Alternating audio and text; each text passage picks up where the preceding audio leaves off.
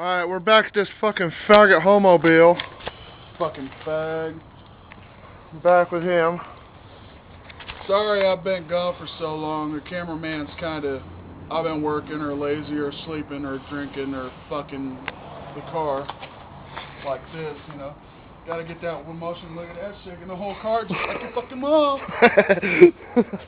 Yeah. Yum yum. That's how it's done.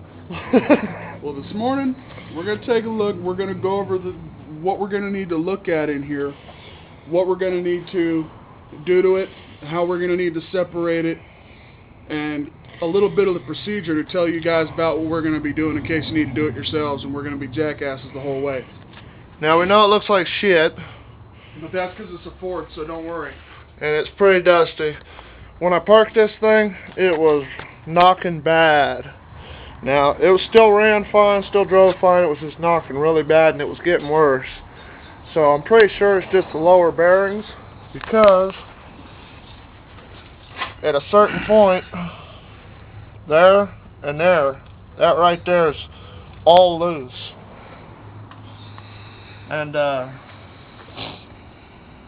think it's just the connecting rod bearings, but we gotta yank the engine and check and make sure it's just that. If it's the main bearings and the connecting rod bearings, we'll replace all that. We're gonna, if it's bad, we're gonna just drop a new engine in it. But it won't be hard to find. It's, you know, it's a standard 3.8. Oh, that's good. Oh shit! Fuck it, we're getting a new engine. Unnecessary parts. They're just exhaust manifold bolts, nothing major. The engine's halfway tore down. All we got left to do is unbolt the bell housing, unbolt the torque converter, the starter, and then loosen up the motor mounts. You see that little cavity right there? I'm gonna hop my big ass in there and hump on that motherfucker right there. I'm gonna be killing it. Do it. Do it. Yum yum fucking yum. Alright. So now let's go through a little bit of what we're gonna need to do in the first steps. We're gonna need to set it on fire. Yeah, no shit. Fuck this.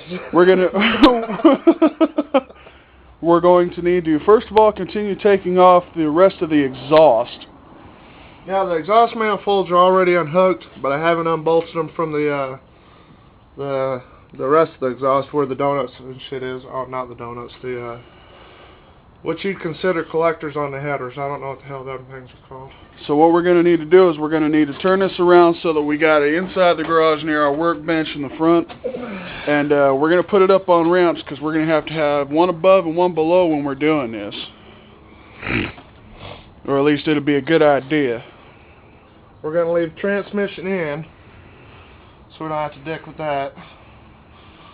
And most people pull them both out, but in this case I don't want to because it's a Ford and I hate Fords. And if what he was talking about is correct, we're gonna take this to the wash before we Yeah, I think we're gonna tow this to the car wash and blow all the leaves and power wash the engine compartment and get a lot of this oil and shit off so we don't have to deal with as much. It'd probably be a good idea because here, hold this.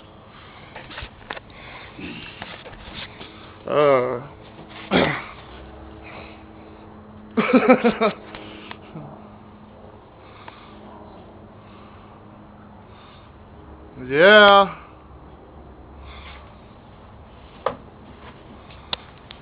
There you go. Only on YouTube. That's right. Now, we may do a couple performance upgrades to this, but I doubt we're going to do it to this engine. We may skip it, but we may swap out that throttle body right there for a slightly bigger one. Here's what not to do. And we're going to throw like a fucking 4-foot suspension on it and put it on 44 so I can roll down this bitch like Outlaw. This car had me broke down and stranded. Well, if I can get this fucking thing to focus. Focus! I don't know if you can see it, but the wires are stripped. And most of the wires down here are like that because the car wouldn't start one day and we had to figure out where the wiring problem was. And I had to check all those fusible links, and the only way to get to test them was to get on this side of the wire over here.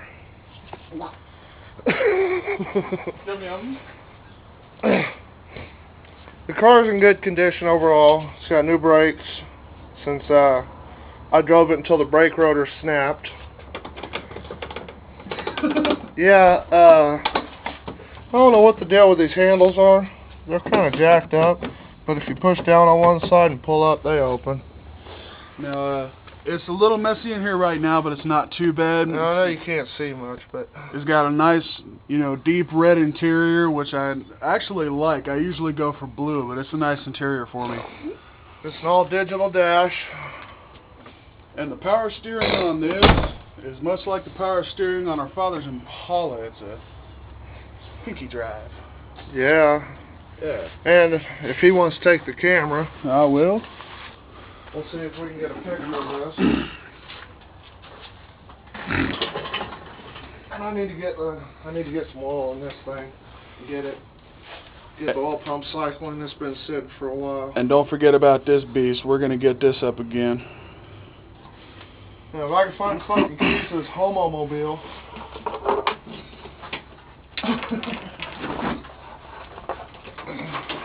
And don't forget, we always need a torque wrench. Can they see that at all? Because we're always breaking it. Oh, we can see dark. Let me see it. Step to the... It's alright, it'll be continued dark Step this way a little bit. Light in the morning. Well, I guess you can kind of see it. This is a custom box that I built that actually slides up in there underneath the back dash. And it housed two 12-inch audio bonds. And man... And I was pushing about 1,800 watts total. And there was this one night he come up into a hospital parking garage. And I heard him before I saw him. Way before. Way before. This car used to hit hard. Had Pioneer head unit, Pioneer amps, audio bond subs, and I knocked the rear view off. Now, it looks like shit right now, but I guarantee you when it comes back up, it'll look better. I'm gonna see if this whole car has a shine on it when it's clean. I'm gonna see if I can get some clear guards for the lights so that they look a little better. And see if I can... They look kind of shitty right now, but I'm probably going to keep the original hubs and rims because they look pretty nice. That nice old school spoke right there. And the only problem with the body is right here, but we're going to go to the junkyard and get a new piece for there. The side marker was knocked out. But that's no big deal. The fuel pump went out on this. It's got a brand new fuel pump. I drove it until the rotor snapped. It was fucking caliper on rotor. It was so bad. And I was doing about 40 when I snapped the last rotor. And let me tell you, I hung that corner at 40. I turned right out the traffic. So it's got beefier brakes on it now, and it'll stop on a dime. And that's good, because it weighs almost as much as my mom, and that's a heavy motherfucker right there. I told her it's just like her running around on linoleum. She slides around them damn corners. She can drift through a doorway. It's insane. Yeah. But yeah, you wouldn't believe the kind of... It looks like a luxury car, but you wouldn't believe the kind of shit that me and him have done in this. I mean, I was in a parking lot. I probably took a corner and drifted all the way around going about 50, so... Yeah, I gotta admit, for a 3.8, he had this car rocking. He was drifting around the fucking mall. Oh, yeah.